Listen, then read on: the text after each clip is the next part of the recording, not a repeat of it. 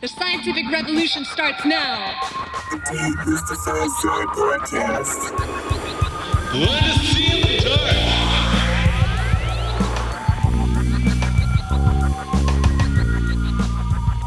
I'm Michael Hudson. I've been a academic professor of economics since 1969, but before that I worked on Wall Street.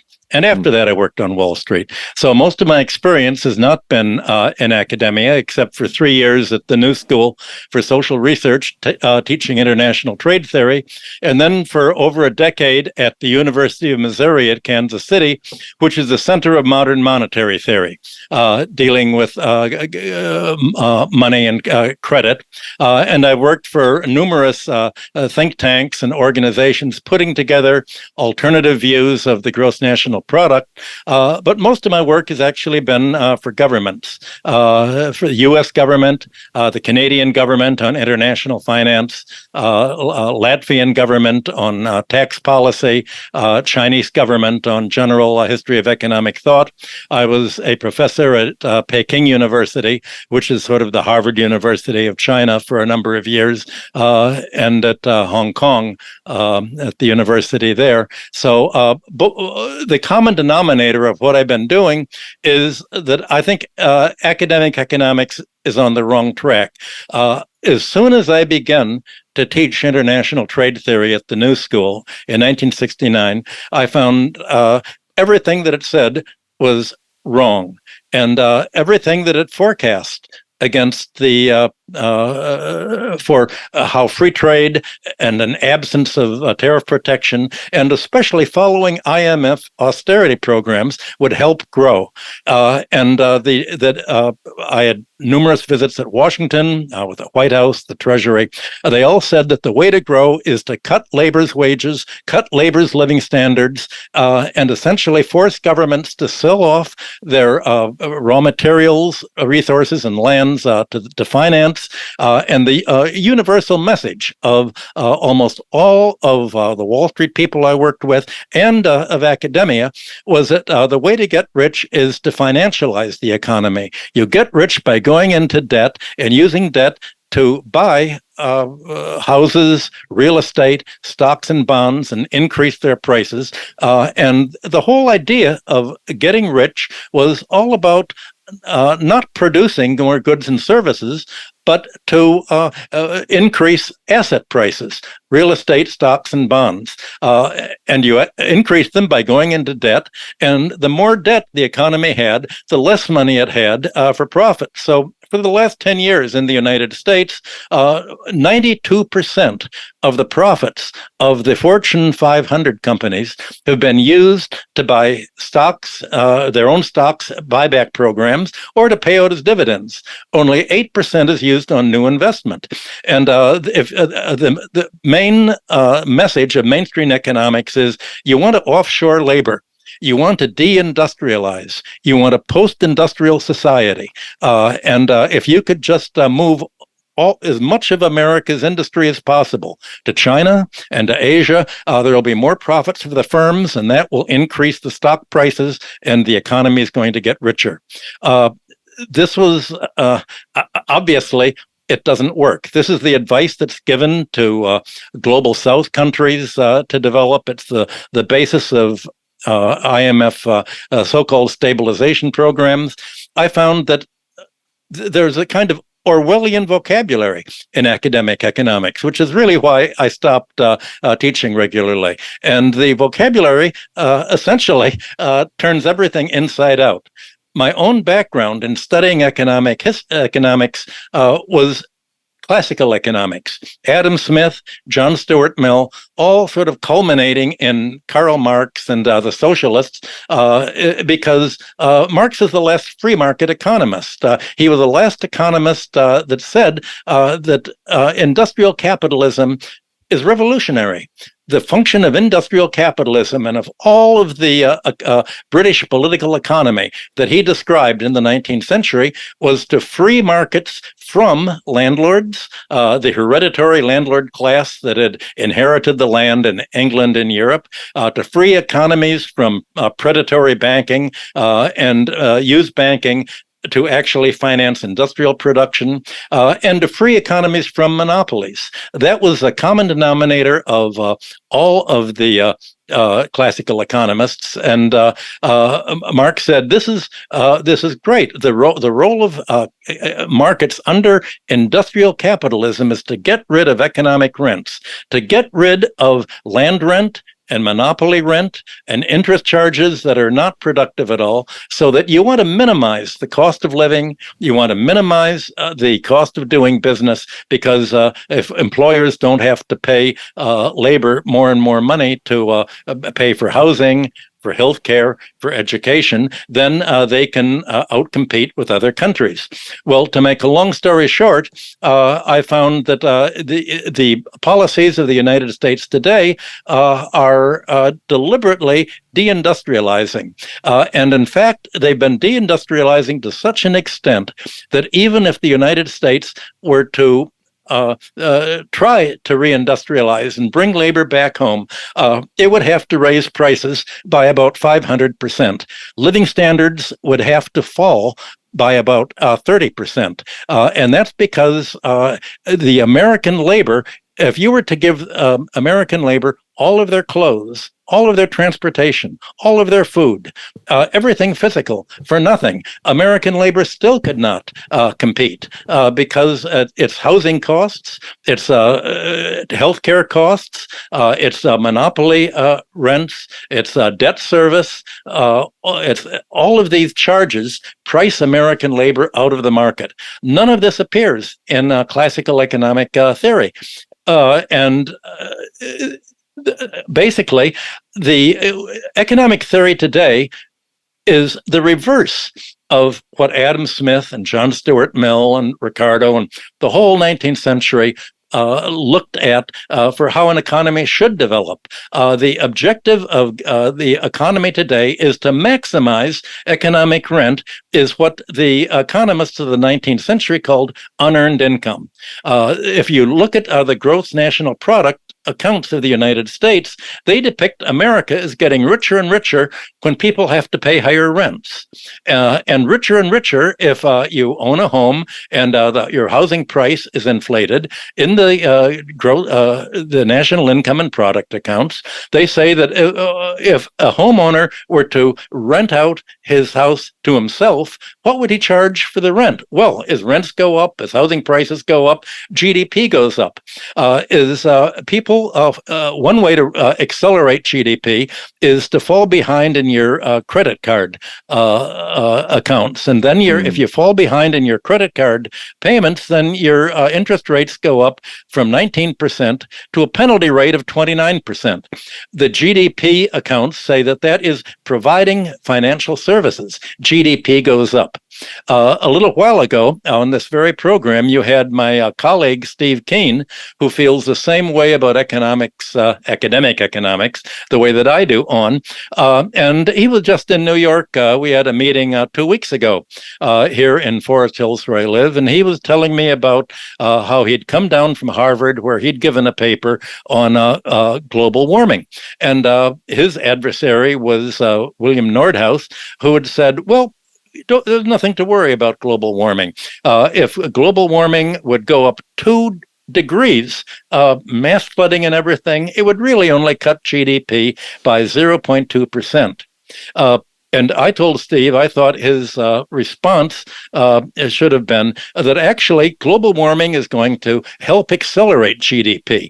It'll add to GDP because, for one thing, there's going to be much more flooding, and you're going to have to rebuild houses again and again and again that are destroyed by extreme weather, the hurricanes, a lot of rebuilding there, a lot of flooding, a lot of reconstruction.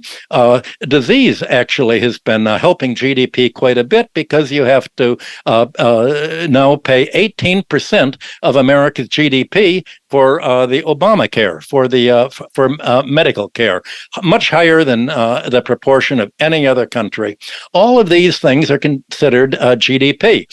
Robbery helps the GDP goes up, and burglary because people have to replace what's taken apart. So the GDP is a travesty of any measure of welfare or size, and it's a travesty of comparing a post-industrial economy like the United States, where the objective is not to produce anything at all, but to import it all, and economies that actually produce goods and services. So basically, my books are about the contrast between what academic economics says and what is reality. And all that means is, and I think the reason you invited me on this show is because economics is not really a science as it's taught. It's a lobbying effort by the finance, insurance, and real estate sector, the fire sector. It's a lobbying effort by the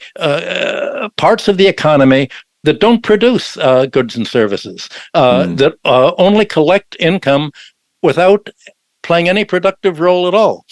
Empty prices, that is, price without any underlying value.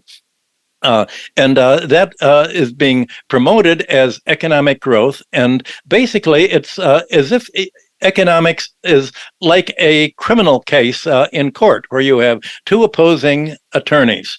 The 19th century attorneys were prosecutors for the landlord class. They said, why should we have to pay the heirs of the warlords who conquered England and France to collect ground rents without producing anything? What possible function do they play? Why should we have to pay banks money for creating interest, for creating credit that actually the governments can simply create their own money or at least create credit for a productive purpose? And why do we permit monopolies, most of which were created by the government to sell off to creditors because it couldn't afford to pay them their debt? Why do we have to do anything of that? We don't need it. Let's get rid of the rentier sector. The rentier sector being landlords and bankers and monopolists. Well, by the end of the 19th century, the rentiers fought back, and they developed what a defense attorney would do in a trial. They said there's a whole different reality. There's no such thing as unearned income. There's no such thing as economic rent. Everybody deserves what they have. The landlord produces a valuable service in renting out the land and the housing and deciding who to rent to. And the bankers make a wonderful service when they charge interest, and especially when they charge penalty fees, because that helps make people pay their debts on time. And that's essential for productivity. So, of course, we charge penalty fees as part of the gross domestic product. And monopolies are also part of the GDP, because after all, the monopolist is simply creating an orderly market. So, the problem is that instead of economic students getting both sides of the prosecution and the defense of the rentier economy, they're only getting one side of the picture. They're getting the defense of the rentiers, not the classical economics. And that's why in graduate economic courses, they no longer teach the history of economic thought. They no longer teach economic history, because if you had the history of economic thought, you'd know that contrary to what Margaret Thatcher said, there is an alternative, that things don't have to be this way. There is a reason why China is growing so rapidly and American economy is being squeezed tighter and tighter. And that's because of it's basically using its revenue to create new means of production and create a broader environment. It's true that it provides education freely instead of charging $50,000 a year, which is what people have to pay in New York. But that if you would say, what if we credit China with every person with a degree as having paid $50,000 a semester or a year? Obviously, that would be much bigger. It's true that the Chinese people do not have to pay $4,500 a month rent, which is the average rent here in New York City. Does that really make them poor? or does paying the $4,500 a month rent that increases America's GDP actually turn out to be an economic burden? I think orthodox neoliberal economics gets it wrong. And what is really an economic burden, or what classical economists call transfer payments, is to them a benefit, because they're the beneficiaries. They're the landlords. They're the bankers that lend money to landlords to buy buildings to pay the rent as interest. We're in a kind of a rentier society where the actual production is viewed merely as overhead, instead of the rentiers, the rent recipients, being an overhead on the productive economy. So you're having an inside-out perspective in all of this. I don't know how to say it more clearly than that.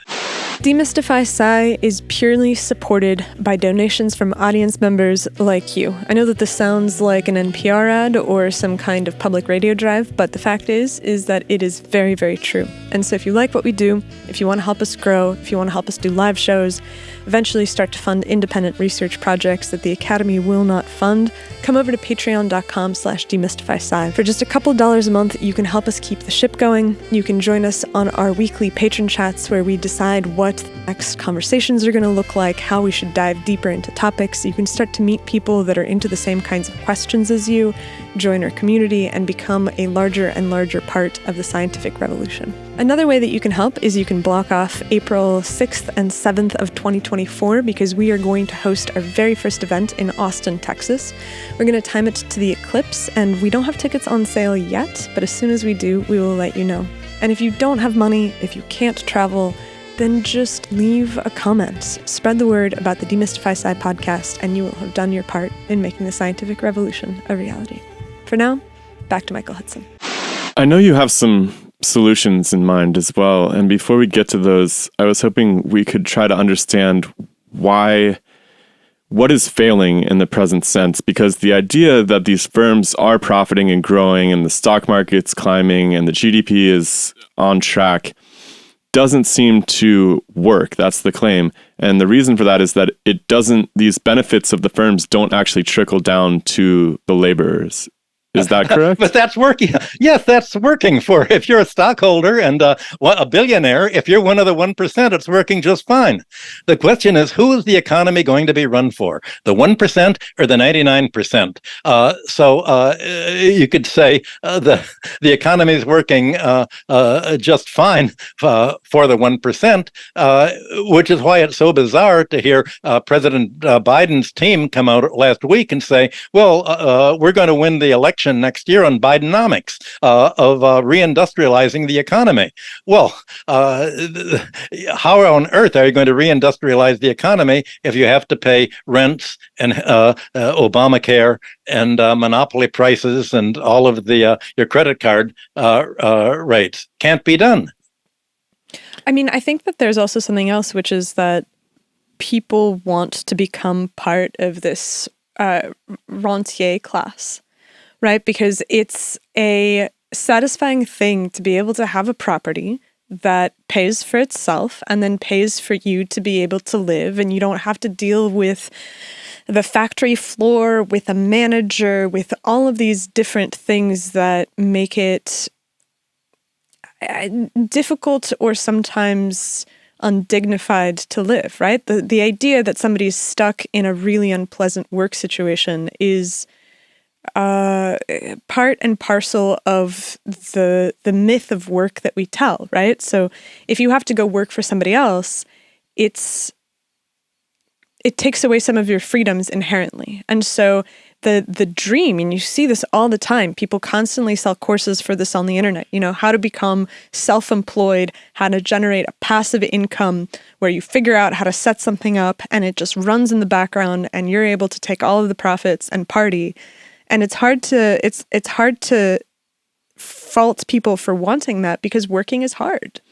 Well, unless you love your work, right? I feel like most people, I mean, myself included, for most of my life, I was working a job I didn't really want to be working. And it's very, very difficult to align what you want to be doing with your work for most people, because the paths that are laid out for them when they're young aren't appealing.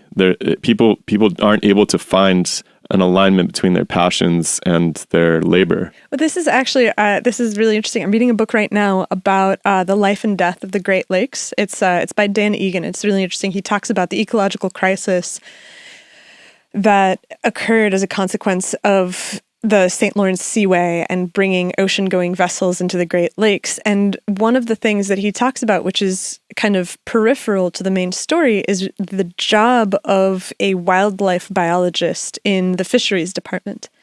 And when you go into biology and you study biology, there's this idea that what you're going to be doing is you're going to be studying life and you're going to be able to understand something fundamental about nature. And in reality, what it is that you go work for the wildlife department and you're just working at the fish hatchery, or you're doing this endless drudgery of creating a recreational environment for people to be able to fish coho salmon on the Great Lakes. And so the desire is not aligned with the reality of what you must end up doing. And I think that's very frustrating. I want to go back to how you began the discussion, your comments, saying that, of course, people want to get a property of their own. What the property I think you were talking about is a home of their own. They all want their basic means of self-support, and the key to a self-support is a home. The trick that the rentier classes played is to try to convince wage earners that instead of thinking of themselves as a wage earner, once they have a home, they're property owners and landlords in miniature. Even though they're landlords to themselves, and the GDP treats them as a landlord to themselves, they really don't rent out the apartment. They don't live on rent. They pay their mortgage and that instead of rent. And for when I grew up, houses were priced at basically the mortgage charge every month was about the same as paying rent to a landlord. So of course white people wanted to be able to have their own homes.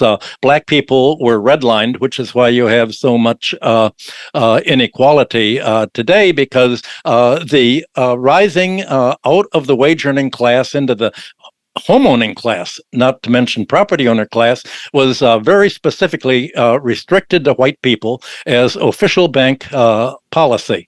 And that's just real quick. So people who haven't heard that term, redlining, it means drawing up the different jurisdictions by which banks will give loans to own a house. Is there something like that? Yes, they would. Banks would not lend money either to black home buyers who wanted to get a mortgage, or they wouldn't lend money in neighborhoods that were primarily black. For instance, where I lived on the Lower East Side of New York City for many years, that is one of the major factors. That racism is one of the major factors that has created a dual economy in the United States. But to get back to what I was saying about homes, some families in the 1950s found that you could pay 1/4 of your income and get a mortgage to buy a home that would pay for it. That quarter of the income would completely make the home yours after 30 years, which was about the average working life at that time. So everybody could have their own home. And some people thought, well, okay, this is the criterion of what they call middle class. Well, really, there's no such thing as the middle class. Either you're a wage earner, or you're an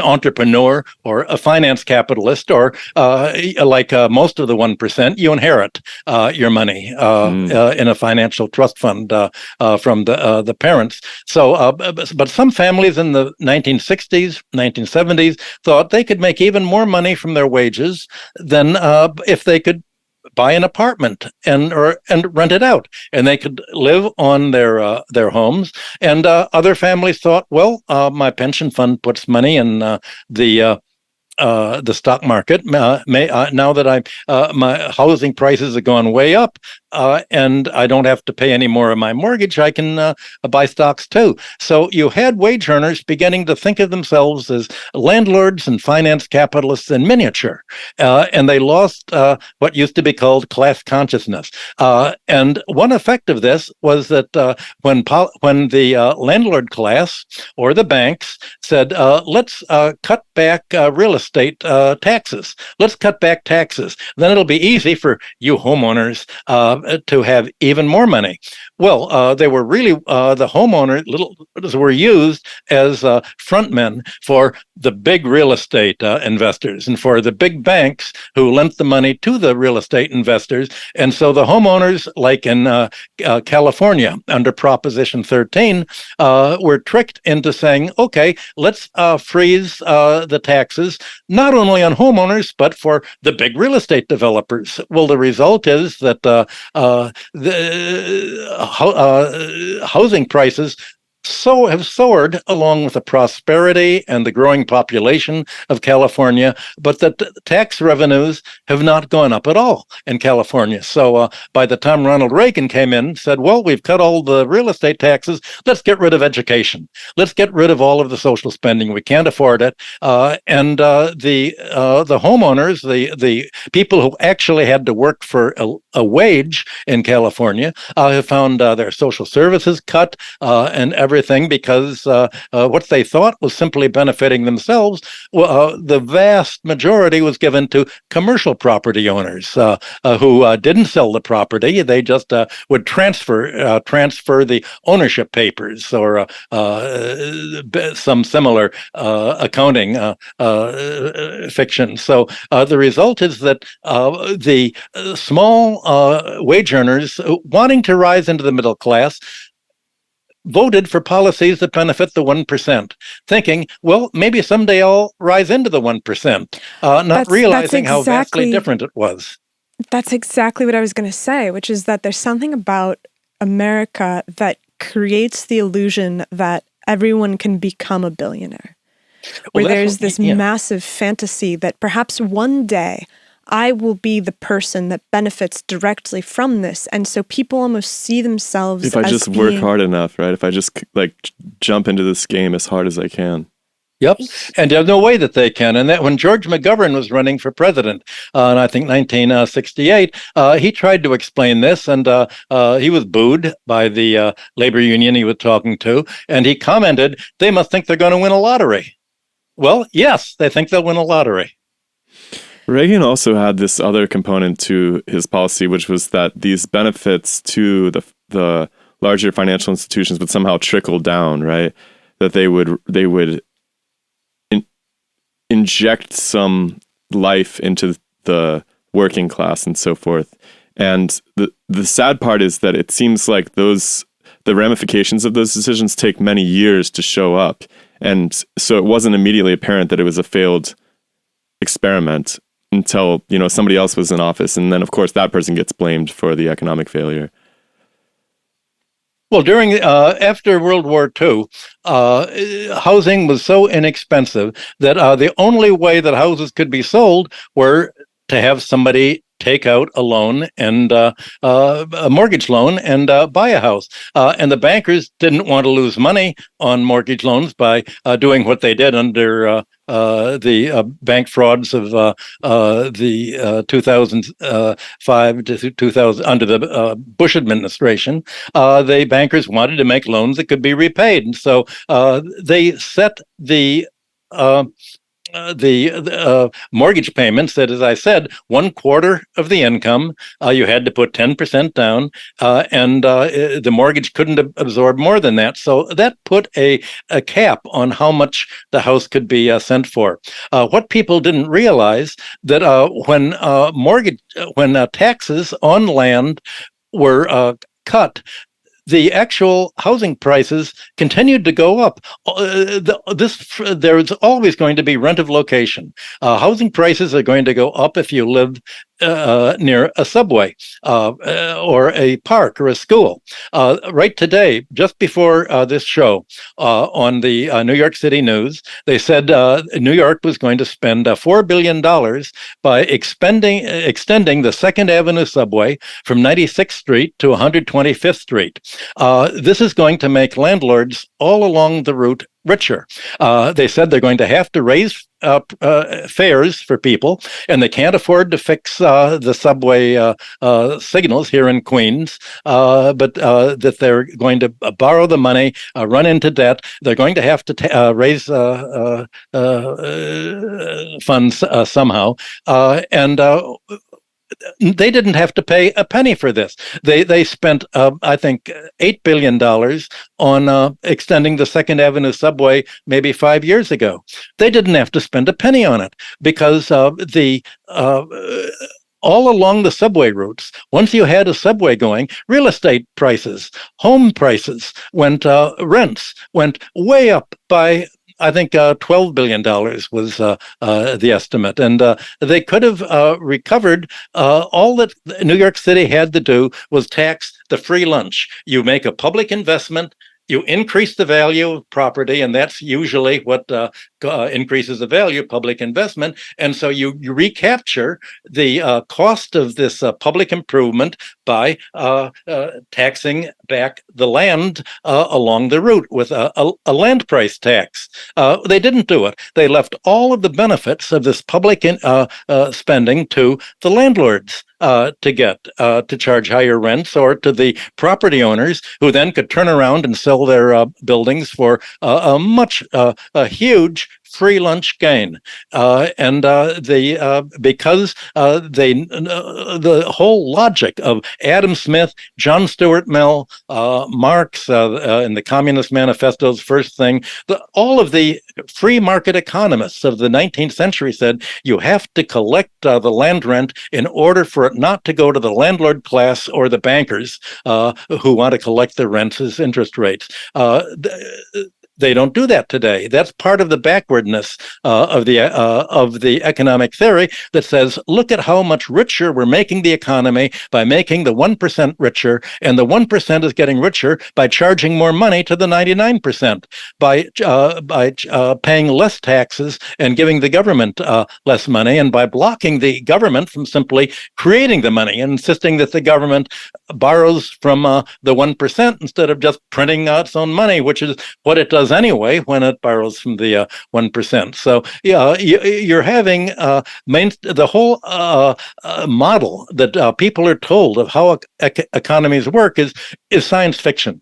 I don't think economics should be taught as a social science or anywhere in the science. It should be taught in the literature departments as science fiction about a parallel universe, about how a completely different world would work with a completely different kind of gravity and economics.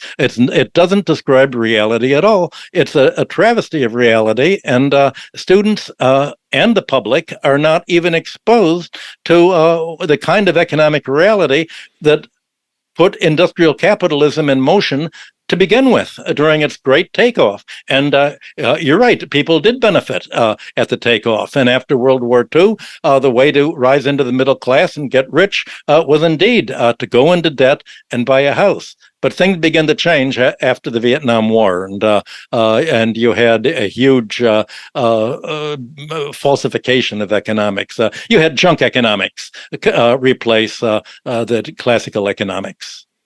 Well, with the real estate industry, it seems a little bit strange to me because they're one of the largest lobbying groups in the country. I remember looking this up there after the pharmaceutical industry and the Chamber of Commerce. And it seems crazy that the way that real estate works is that there is a person brokering the deal on both ends that wants to maximize the price at which the exchange occurs. And to me, that seems like the most obvious possible corruption of a system, because how can you have somebody who's brokering a deal who directly benefits by maximizing the cost?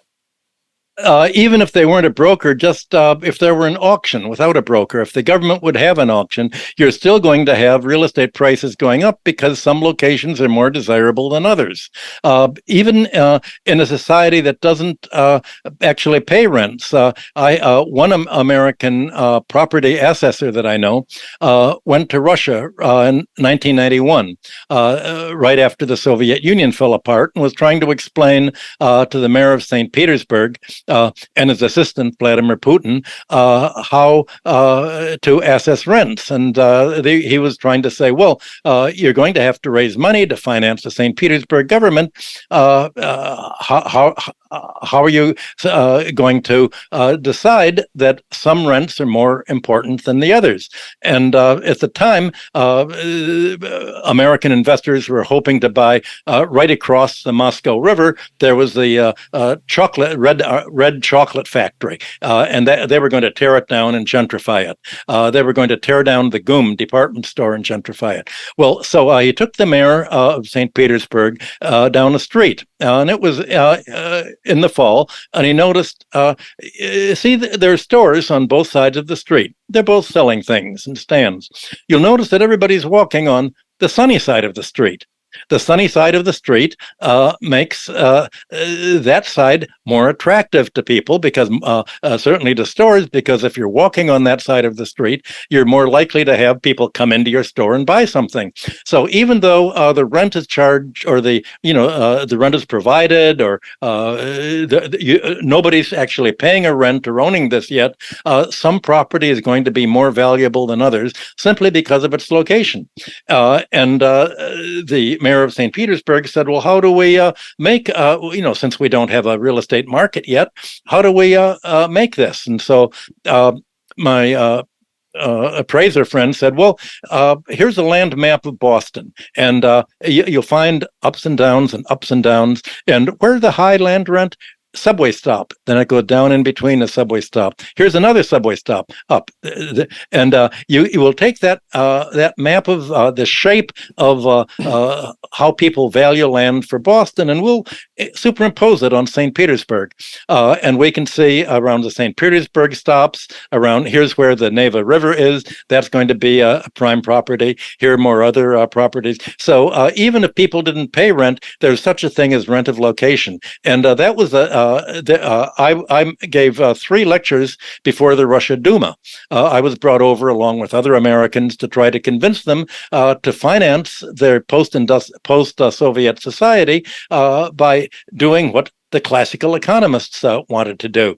But they didn't give me $500 million, which is what it would have cost to bribe the government officials to do something completely different, and to end up destroying the Russian economy under Yeltsin by bribing corrupt officials and putting in the client oligarchy that they put in. So not only did nobody take my advice and those of my American friends who went over, economists who went over, but the politician who brought us over, Sviatoslav Zelensky, was maneuvered out of the election campaign by the corrupt neoliberals that the National Endowment for Democracy and the CIA sent over to make sure that any official that wanted to help Russia would be removed from the scene, and to put in people who wanted to make money themselves by wrecking the Russian economy under Yeltsin,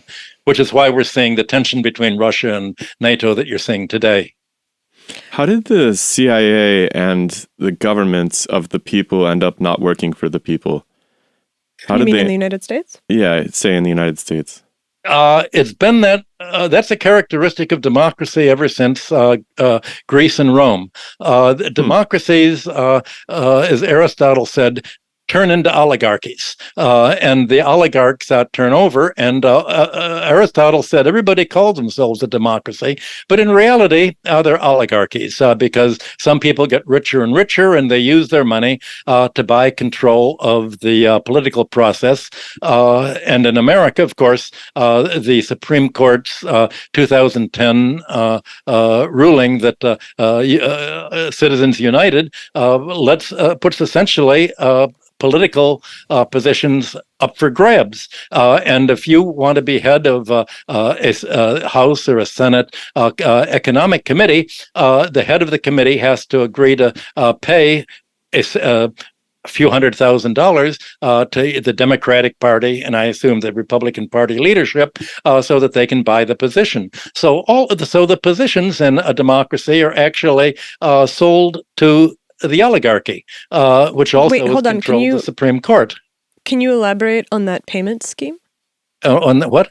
Well, you said that in order to be the head of a committee, you have to pay hundreds of thousands of dollars. Yes, Nancy Pelosi said that the way they decide who to put the head of every committee was the Congress people will say, I want to join this committee or that committee, and to be the head, you have first you have to raise a given amount of money from your campaign contributors. So the congressman or woman who can raise the highest amount of money from their campaign contributors gets to be head of the committee. Well, imagine what politician the real estate interests, the banking interests, and the 1% are going to give their money to. They're going to give the money to the people who represent their interests. They're going to get a puppet, someone like President Biden, who basically is the senator from the credit card company state, Delaware, which is where most American corporations are incorporated because of their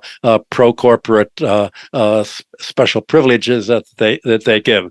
Or the bankers would back somebody who they'll say, we want somebody who can get the votes of and get elected, but who's going to double cross the voters and represent us against the voters. And the most perfect demagogue they could find was, of course, President Obama, who came in promising to help homeowners and to punish the crooked bankers who'd done the huge financial fraud that led to junk mortgages. And Obama had promised to roll back junk mortgages to the realistic housing value and the realistic value of rents. Well, instead, as soon as he got elected, he invited his leading campaign contributors and bankers to the White House and said, boys, I'm the only guy standing between you and the mob with the pitchforks. That's what he called the mob with pitchforks, the people who'd voted for him. And he was very explicit in this.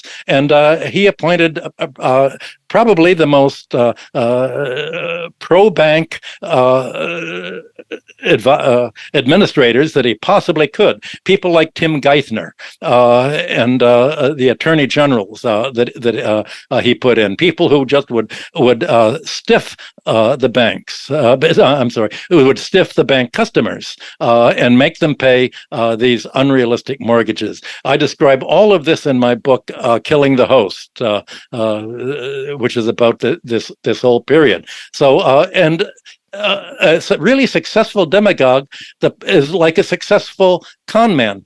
The victim, the mark, doesn't even know that he's being cheated, and the people who voted for Obama, most of them think, gee, if only Michelle could run, maybe. They don't get how they were cheated. They don't get how Obama had made his whole reputation in Chicago by tearing down black neighborhoods and making fortunes for the real estate investors, especially the Pritzkers, one of whom is now governor of Illinois, by gentrifying all of the slums. And Obama just essentially worked with the real estate reverends and the University of Chicago and the politicians and said to the low-income black families there, get off my land. This is, I'm working for the for the Pritzkers and their colleagues right now.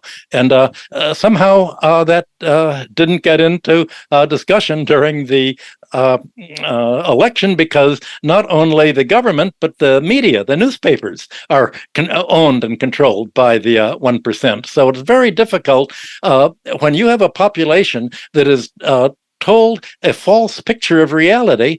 And if they go to school, they're taught a false picture of how the economy works. How on earth are you going to have the consciousness to say, now I understand how the economy works. I'm going to do things differently. I'm going to make the economy work for the people, for the 99%.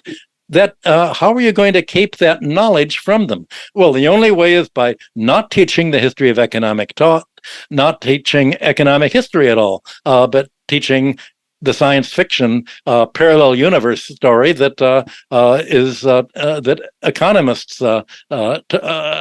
talk about when they act as lobbies for the financial and the real estate sector. What? Oh, go ahead. I'm just curious. I know we can't get inside of Obama's head, but do you think that he made these moves consciously, or do you think that he actually believed in the rhetoric that he was preaching?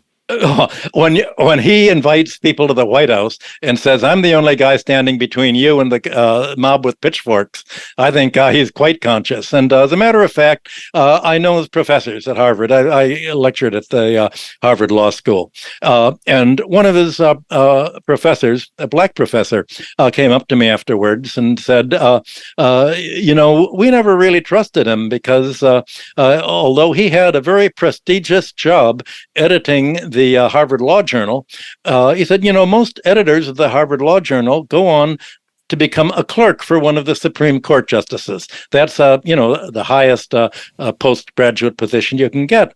But Obama didn't do that. He became a community organizer. And the professor said to me, "What is a community organizer?" And then he made it very clear. He works with the real estate reverends, as I said, the university. He works with the landlords to basically gentrify neighborhoods because that's where the money is. You want to look at a neighborhood that is, the city's been starving it of social services. It's been impoverishing it, all of this, and yet it's centrally located. And that good location, if only you can get the people out of there, you're going to make a lot of money. Well, you had to be conscious of that. And I also know one of my good friends was in the law school class with Obama. And she said way back then, he did, how to put it delicately, he did not speak in a friendly term about certain racial groups that later ended up voting for him. Fascinating. I mean, he said a couple of things I don't want to gloss over. I want to talk about the ancient world a little bit, and because you said this problem is as old as democracy, did the ancients suffer from the same catastrophic buildup of wealth in a tiny portion of the population? And what was the consequences of that? Were there revolts? Like, there seems like there must be some incentive for the oligarchs there must be some incentive in place for the oligarchs not to suffer rebellion, or they want the people to be happy, right? Because that's productive for them. Because the mob with pitchforks is coming.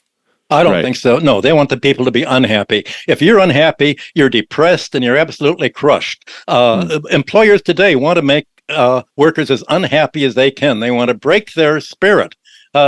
Forget about making them happy. If you make them happy, they'll try to have the energy and the courage to make things better for themselves. That's dangerous. I don't know. Okay, so I don't necessarily know that I agree with that 100%, because I look at something like the tech industry.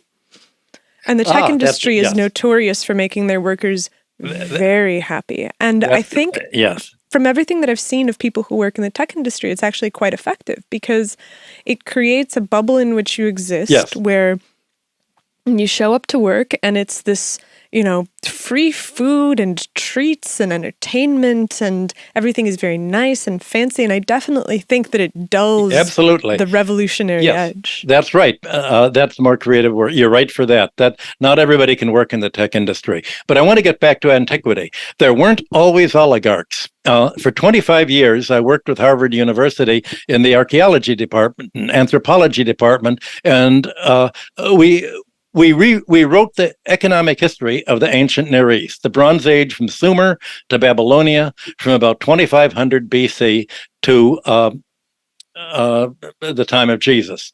And from the very beginning, my main concern for my entire working life has been to deal with the problems caused by debt. And I wanted to study debt cancellations in antiquity. And how did society create money? How did it deal with the problems that debt created? So we invited the leading experts of Sumer, Old Babylonia, Neo-Babylonia, Egypt, the surrounding regions.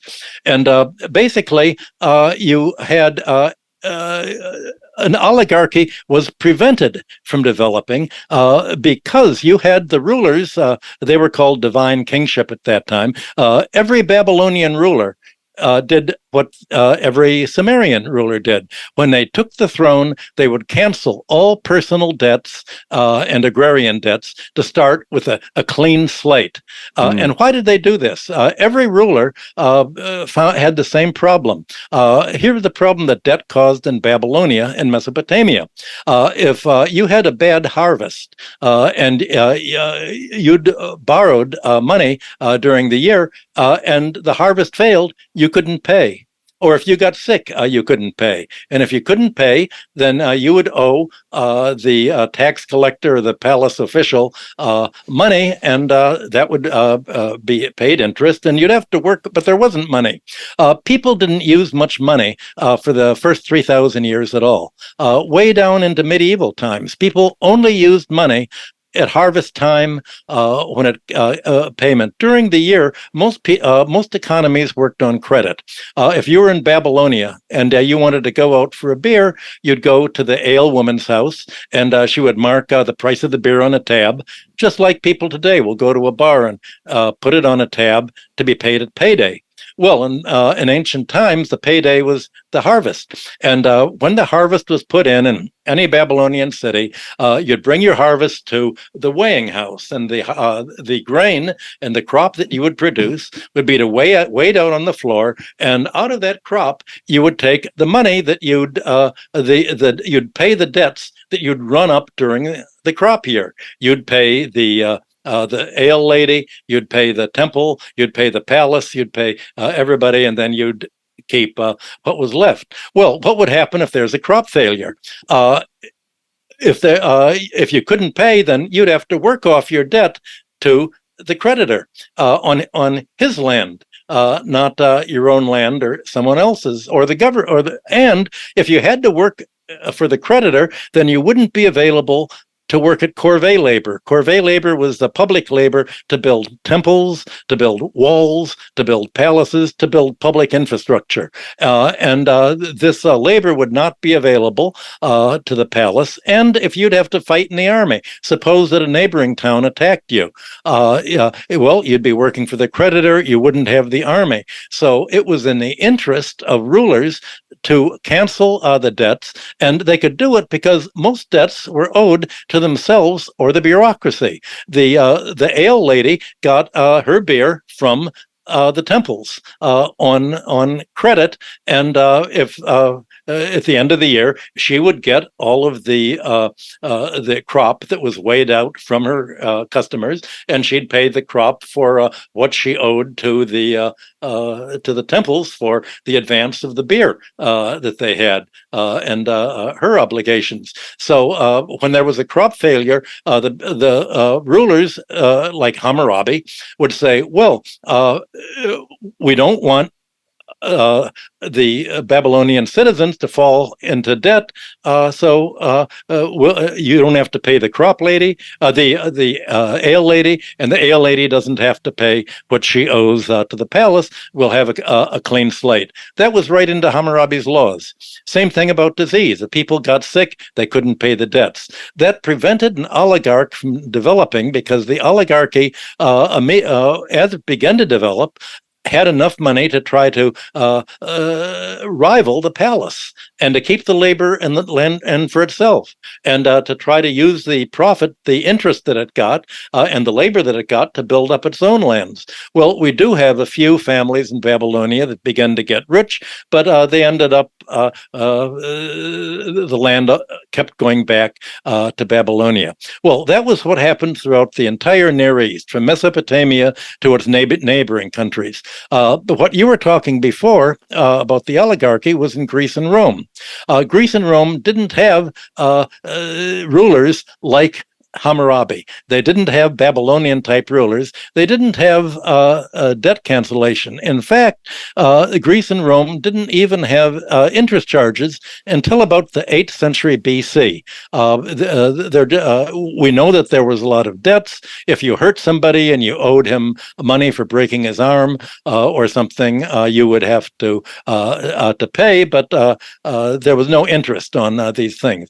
It was the Syrian and Phoenician traders that went from the Near East into the Aegean to Greece, all the way to Rome and neighboring Italian towns that gave the idea of charging interest on debts. And so gradually, without rulers, you had the local chieftains who were in charge of the foreign trade of their area ending up making money, and they introduced the debt practices along with the weights and measures that they were taught by the Syrians and the other Near Eastern merchants, and they became a kind of mafia state, and they were overthrown by the leaders who usually from the leading families, but less prosperous part of the families. And they had a revolution.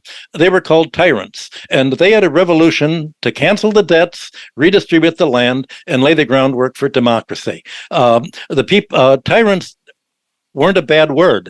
If you wanted to have your debts canceled and to be free, you wanted a tyrant to take place. And that's how basically you had democracies, proto-democracies created in Sparta and Corinth and even in Athens later on. And gradually in Rome, you had leaders of Rome saying, well, how are, there are not many people over here because we're right on the river.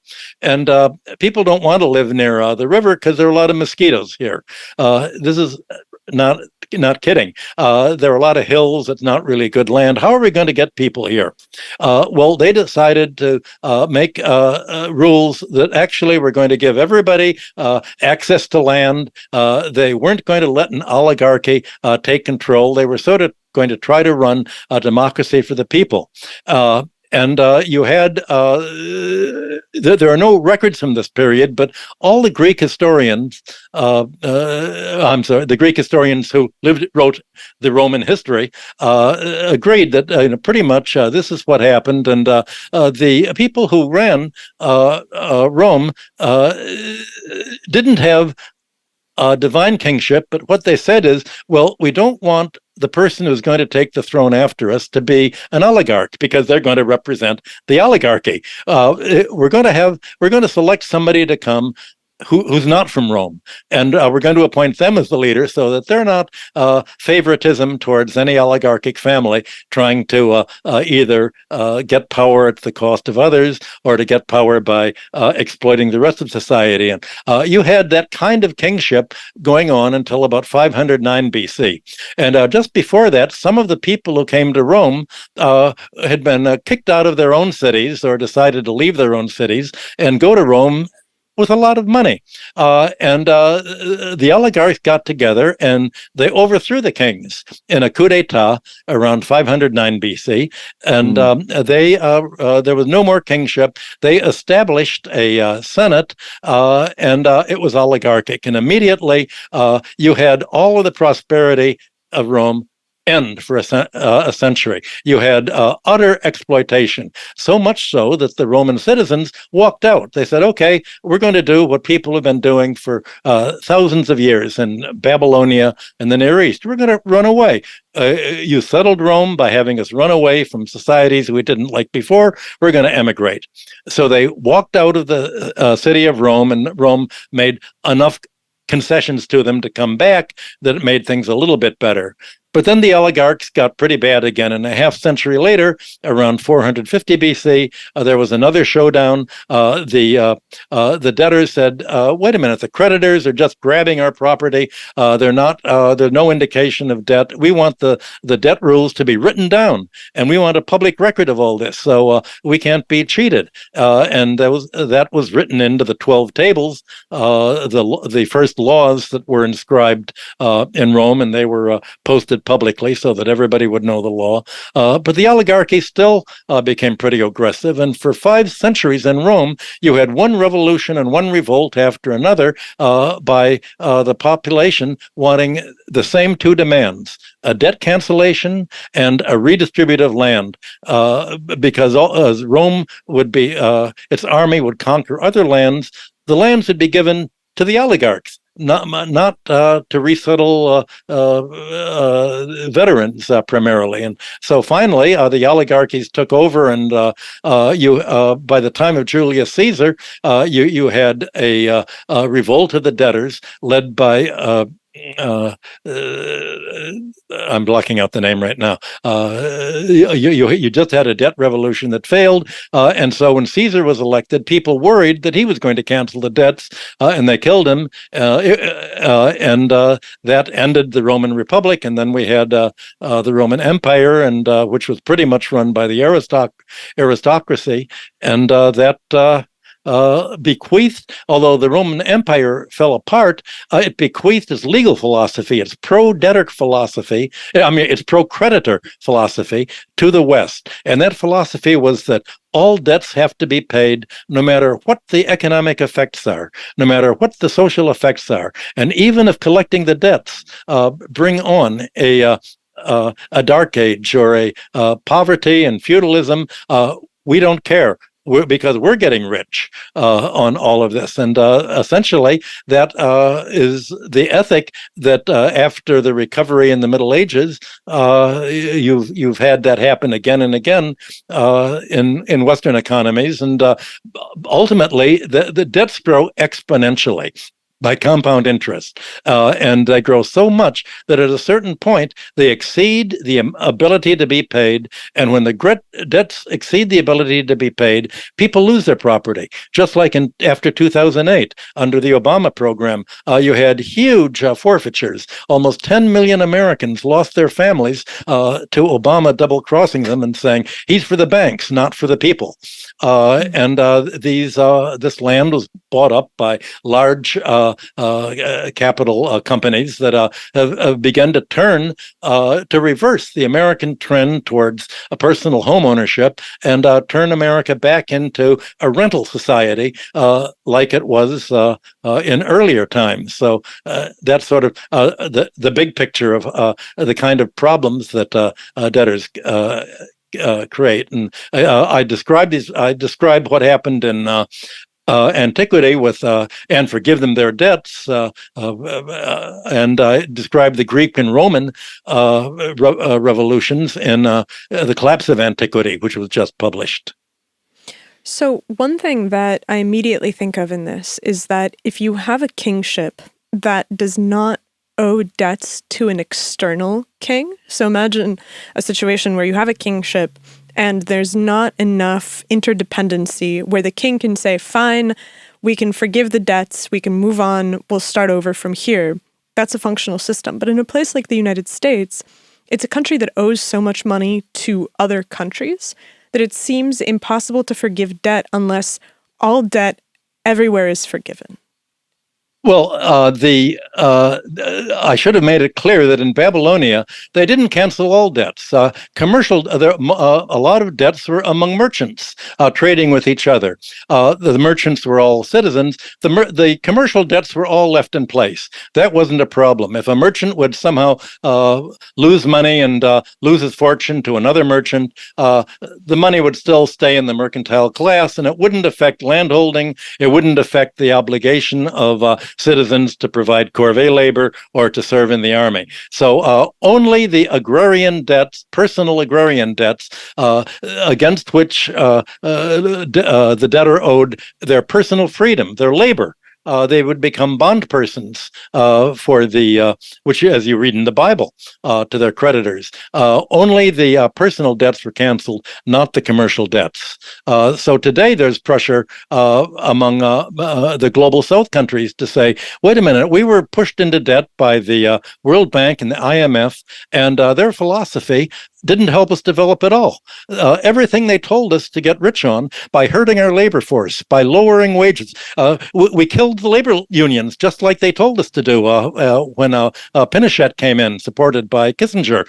We murdered all of the land reformers just like the CIA told us to do when they send in the gun people from the National Endowment for Democracy and the CIA. We've killed all the smartest people. We've done everything you said, and it didn't help us get better. We're actually worse now that we've killed all the labor leaders and closed every economics department in the country that didn't teach University of Chicago thought, which is what Shelley did. And so we think that these are odious debts. These debts are the neo-colonialism, and you pushed us into the debt trap. We don't want to repay you. Well, the United States said, well, if you do that, we'll just overthrow you. We'll have a color revolution. That's what the National Institute of Democracy is for. And a democracy is a country that does what the United States tells it to and essentially runs the country for U.S. investors, U.S. bankers, and U.S. bondholders. An autocracy is a country that works for its own people and for its own prosperity instead of becoming a colony. So that's part of the double think, the Orwellian language that American politics uses, and to sort of reflect the double think that economic terminology uses.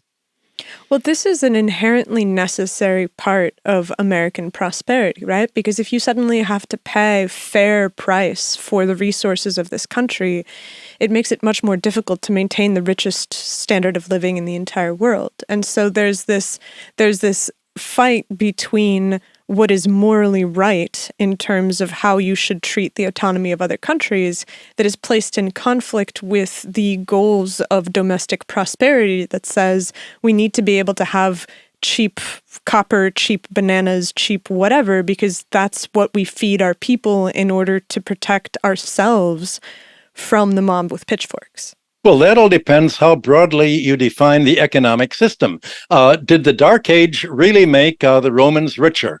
The 1% of the Romans, who were the big landlords, especially in North Africa, which was the breadbasket of Rome in the 4th and 5th centuries AD, they were sort of big frogs in a small pond. But if the fact is that if the whole world were growing as rapidly as China by following the very same economic policies that industrial United States followed in the late 19th century, free education, subsidized public services, subsidized transportation, loans made mainly for productive capital investment in the means of production and factories and equipment. If the whole world were more profitable, America could have shared in that prosperity. But America said, we're really not after prosperity. We want to be richer than the other guy. And we can be more richer than other people if we make the whole world poor. We're willing to be poor. We're willing to have only half as much money as now, as long as we can make other people 4 times poor. Our ego, we get our kicks out of screwing the rest of the world. That's what we want to do. And as long as we're running things, we're happy. Mm-hmm. Why don't we just walk out like the old Roman citizens? I think the new German citizens are doing that today. They're saying now that America, now that we don't have our gas and oil and other raw materials from Russia, there's our steel industry and our heavy industries shutting down. Where are we going to immigrate? Well, our employers are going to go. Are they going to go to the United States? Maybe Alabama in the South, which is not unionized. then we couldn't be in a labor union there. Are we going to go to Russia? Are we going to go to China? Maybe Kazakhstan? Maybe Iran? You can be sure that the German industry is being followed by its employees to saying, where on earth are we going to go? You're going to have Latvia, Lithuania, and Estonia have lost 20% of their population since the neoliberals' economies replaced the breakup of the Soviet Union. They've all emigrated. Same thing in Poland. You had the whole wave of what was called Polish plumbers going into England. You're having neoliberal economies emptying out all over the place. The problem is that Americans aren't very good at foreign languages. So where on earth can they emigrate to? There's not enough room for them in New Zealand and Australia, and they don't have enough money to buy real estate in Australia, given its bank-financed housing bubble there right now. So I don't know where American can emigrate. So there are a couple of solutions. One is you emigrate into taking tranquilizers. You emigrate into unconsciousness. Another way is suicide rates are going way up. You emigrate and going to wherever you're going to end up after you're dead. I guess it's into the ground. You're having that kind of emigration, and but I know 50 years ago, in the 1960s, people thought that how on earth is the Soviet Union going to really develop since Stalinism doesn't work? The logical thing they thought would be for American companies to bring American labor over there and to help organize Russian industry so that it would be productive instead of so wasteful, with some kind of market feedback, some sort of industrial planning. That never worked. And when finally the Soviet leaders realized, the army and the KGB said, "Okay, we realize that Stalinism doesn't work. Help us." Instead of having industrial companies replicate how the United States was getting rich by industry, you had the neoliberals go over there and basically just wanted to privatize and give away natural resources, oil, public electric utilities, railroads, and especially land and urban buildings and property. You had something entirely different. So you never did have the productive emigration that could have made Russia and the former Soviet economies just grow like the United States had grown. Instead, you turned them into think of them as a vision of the future of what the United States will look like as Americans follow the same neoliberal policies today that destroyed the Baltics and Russia. I guess what I'm getting at is there a way for individual citizens in America to walk away from these financial debting structures? Is it possible to live in America and not participate in this structure? No, it's funny. In the 19th century and early 20th century, a lot of utopian movements in Europe thought, let's immigrate to America. And they immigrated into all sorts of utopian communities that ended. That's how the Amish came to America and other groups like them. And they still are living in a quasi-medieval, not very modern time, trying to reject the whole way that we're going now. And I remember in the 1960s, Max Shachtman gave a socialist leader, gave a lecture and said, what happened to all the old socialist leaders? Where did they go? And he said, they all went out west. They all went just to get a farm. They all wanted to join together. And today I have know a number of my former socialist friends who've gone to Mexico, to Baja California, to form communities there. So they've but they're retirees, so they can afford to do that. There's really no way that if you need to make a living, and if you don't inherit a trust fund from your family, you really have to be part of the wage earner force. And if you read the newspaper and watch television, you're told not to think of yourself as a wage earner. You're a potential finance capitalist in miniature. You can still get rich playing the stock market. You can still try to be buy some real estate and rent it out. You can still try to play the game as if you're an investor. Just don't think of yourself as wage earners. Live on hope. But that's becoming even harder now because I think the Federal Reserve reports that half the Americans don't have any net worth at all, zero savings. And I think even for more prosperous Americans, they may have $5,000 in net worth. You go up a little bit, 50,000. There just isn't enough savings to be able to withdraw. What there is a whole overhead, an avalanche of debt that is built up exponentially since 1945, so much so that that people are actually having to cut back their spending on food, on clothes, on eating out in order to pay their credit card debt or their mortgage debt or their rents or their medical debt or their medical insurance. They're broke, and so the cities and states' budgets are also in deficit. They're broke.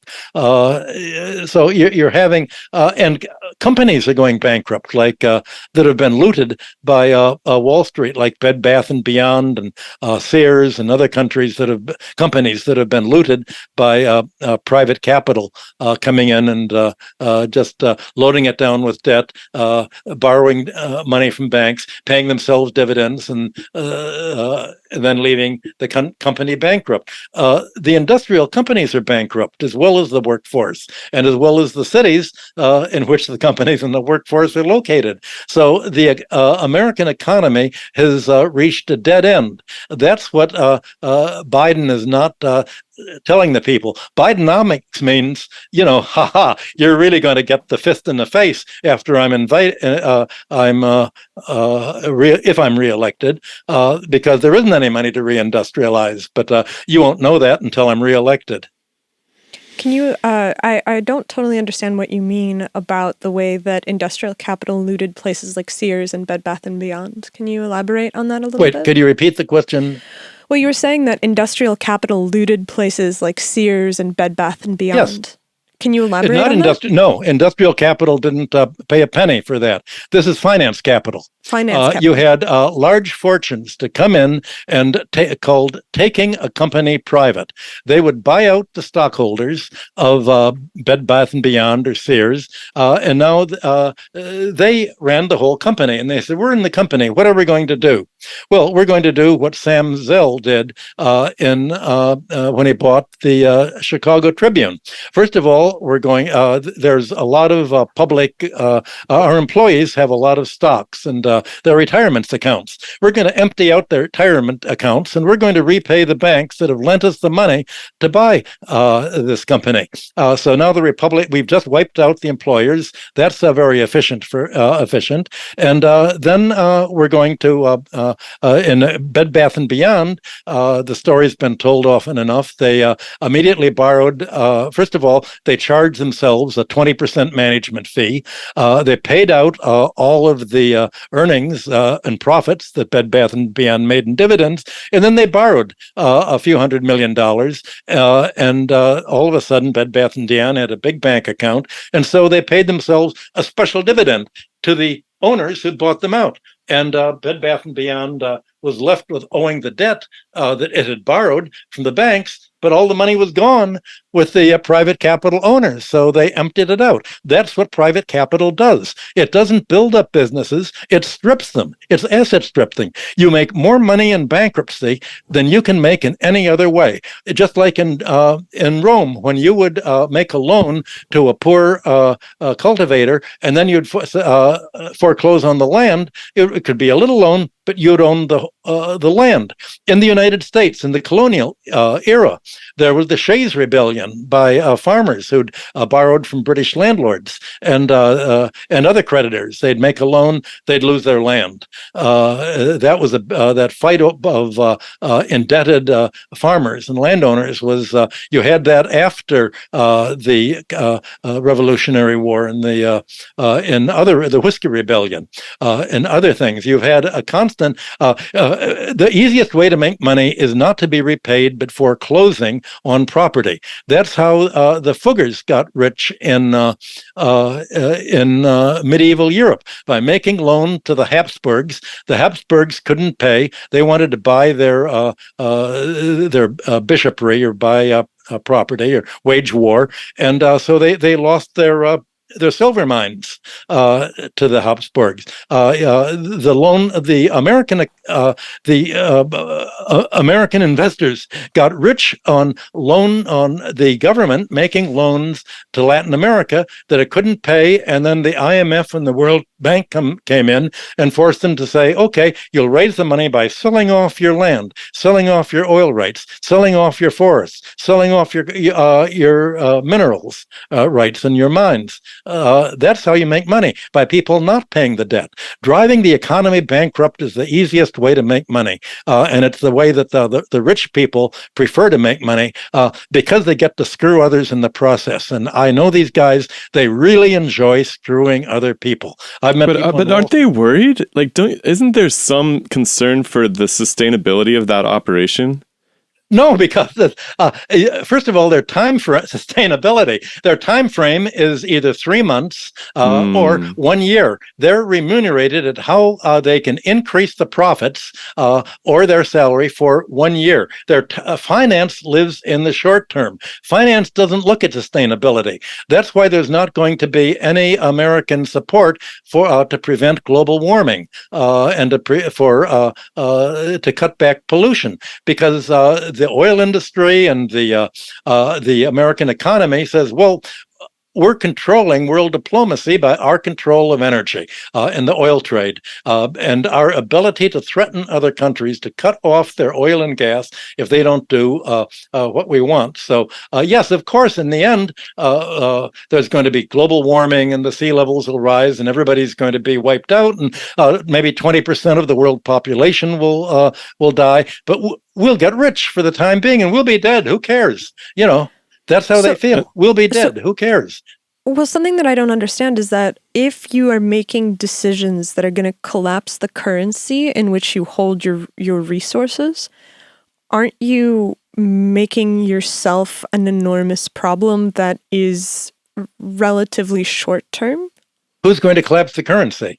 Well, if the situation in the country is such that there is no private ownership, everything is in the hands of the oligarchs, and the people don't want to work anymore, and they feel like it's unfair, and there's civil unrest, and there's everything grinds to a halt, then don't you end up in a situation where the currency that you hold is no longer as valuable as it was when you made all of your machinations? No, for one thing, you can take your if you see that prospect developing, you'll take the currency out of the dollar and you'll put it in Chinese yuan, or you'll buy gold, or you'll buy something else. You'll take your money and run.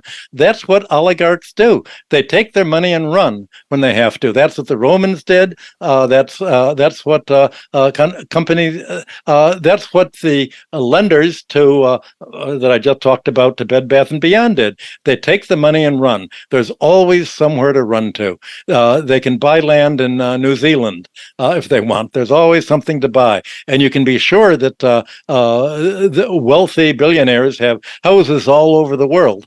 They do, so no matter what happens, they'll have somewhere to live very nicely. Why is there no laws in place that prevent this sort of thing?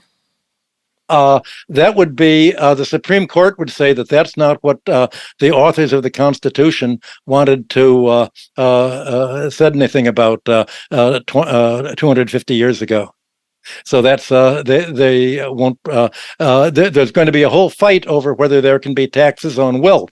The Supreme Court was saying even the income tax is unconstitutional. Back in the 1890s, it took about 20 years fighting for the income. You were able to get Congress to pass the income tax over the Supreme Court.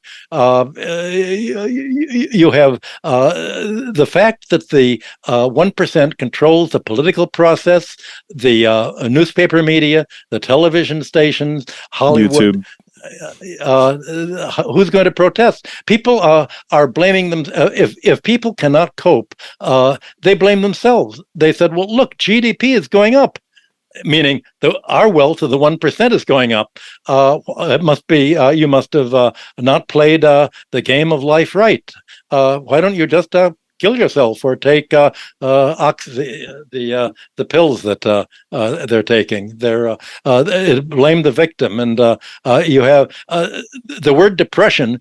Applies not only to economic depression, but to psychological depression. And in the United States, there really can only be two parties because of the way that they've, the duopoly has created blockages at the state level for other people running. And basically, there are parts of the, both parties have the same program and the same donor class, the 1%. So what's the alternative? People don't know what to do. Yes, of course, there'll be riots or on a personal level, crime's going up all over the place, especially in San Francisco. But that's not really threatening the 1%. It'll all be when the slums were burned down in the 60s and 70s, they were burning down their own slums. They weren't burning down the nice gentrified neighborhoods. So this kind of makes me think of a movement towards depopulation in general, right? Because we have this progressive automation of technology for farming, for manufacturing. So everything that is goods-based is progressively becoming more automated. And so this is a continuation of a trend that you saw in agriculture that began at the turn of the century when you started to have mechanized combines, where instead of having to have a small army deal with a field, you could just have a single person driving a truck and then machines could take care of everything else. We're accelerating that direction because people are trying to develop these, general intelligence systems. And the general intelligence system is a replacement for the human, ultimately. And it's a replacement for the human that's very convenient for the oligarch because it doesn't want rent, it doesn't want food, it doesn't want clean water. It's basically a machine that'll allow you to accumulate capital in the absence of a human that is actually working the levers of that machine. And so do you see there being a push towards depopulation that's accelerating, where they don't actually care about the deaths of despair and they don't actually care about the potential impacts of, any kind of pollution or climate change because they're going to have places to go where they're isolated from those shocks? Well, neoliberal economists have an alternative that they proposed. All these farmers and workers who were replaced can become computer programmers. They can all design artificial intelligence. After all, look at all the automation that occurred in the early 19th century. Marx said, had an argument with the Ricardians. The Ricardians said just what you said. Well, all this automation is going to replace labor.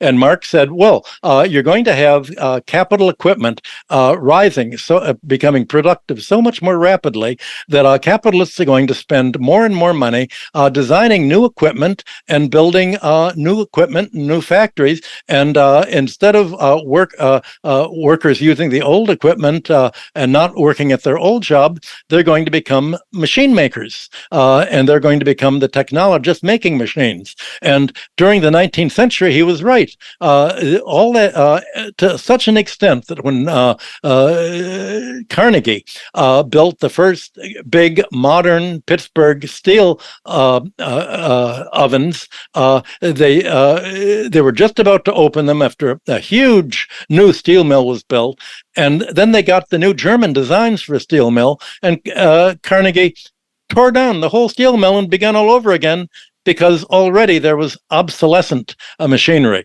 and obsolescence of machinery created a whole market so that the workers didn't have to weave their own clothes anymore, or cloth. That was all they. There was an increasing demand for labor.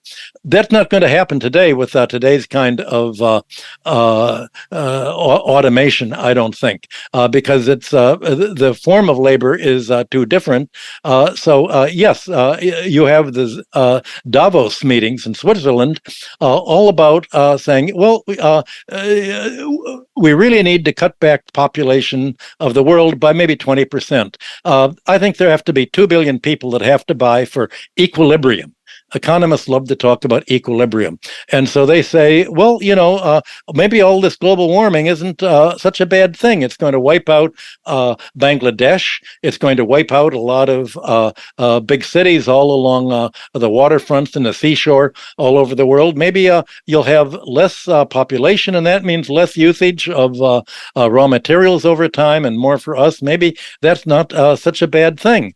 So you're having the wealthiest economic think tanks all are welcoming depopulation. And they think that, well, what did Malthus say? He said, starvation will help, wars will help, disease will help.